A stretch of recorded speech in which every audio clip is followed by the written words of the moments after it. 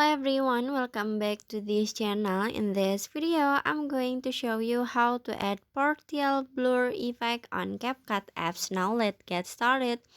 First, after you open your CapCut apps and add a video that you want to edit, in here you just click on the effect at the bottom. Okay, and after this, in here you just click on the body effect.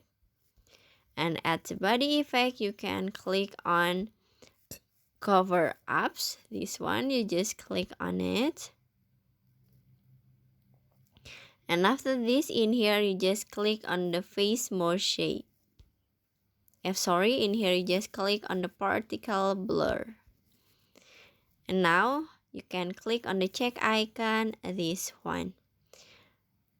Okay, and after this, in here, you can adjust the effect. So you can click on the adjust at the bottom. In here, you can adjust for the filter, for the noise, for the horizontal,